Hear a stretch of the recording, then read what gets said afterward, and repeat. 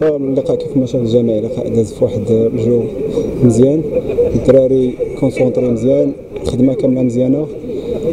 فهذا هو اللقاء اللي تنفوزوا فيه، اللقاء الثالث اللي تنفوزوا وهذه المره في الميدان ديالنا. جبنا نتيجه مزيانه على برا وجبنا دابا نتيجه مزيانه، فهذا هو الاول ديال الخدمه. مازال خدمه طويله ومازال العام باقي طويل، فتنتمناو نستمروا بحال هكا خوت صحاب باش نزيدوا بالفرقه لقدام، وكاملين نزيدوا لقدام، فرقه لعابه كلشي يزيد لقدام، وتنتمناو الخير ان شاء الله للجميع وساعه سعيده. نفس الوضعيه ديال المنافسين، وتنظن ان كلكم حاسين بالضغوطات اللي كانت تعيشها الفريق في المراكز الاخيره، فكنا عارفين واحد الوضع هو اللي تعيشوا بالتالي فغادي يكون الفريق مغامر، فريق اللي غادي يخرج يبحث على الكاس ديال الموقع. عنده لاعبين اللي في المستوى خرجوا، امين تنزوي، عصام ديماش، بلال المغربي، وكذلك المعتني وزاد بويسي.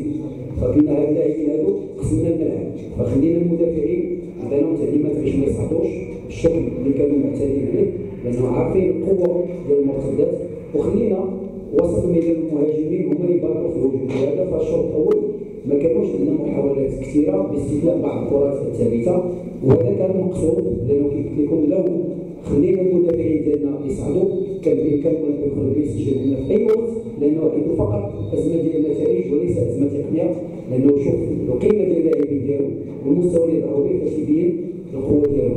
الشوط الثاني كان نوعا ما غامرنا واحد شويه ببعض التغييرات اللي خلاتنا نوزنا الامام وطلبنا حتى من السمومي وكذلك اي فرصه الصعود، لانه لازم حتى حنا نغامروا، لانه الشوط الاول ما غامرناش بكيفيه كبيره. الشوط الثاني كانت مؤامرات، وهذا اللي خلى وليد يخرج كم مره كان بامكانه يسجل هدف عبر المسدس، لكن كانت يقع ديال المدافعين اللي تنبنيهم.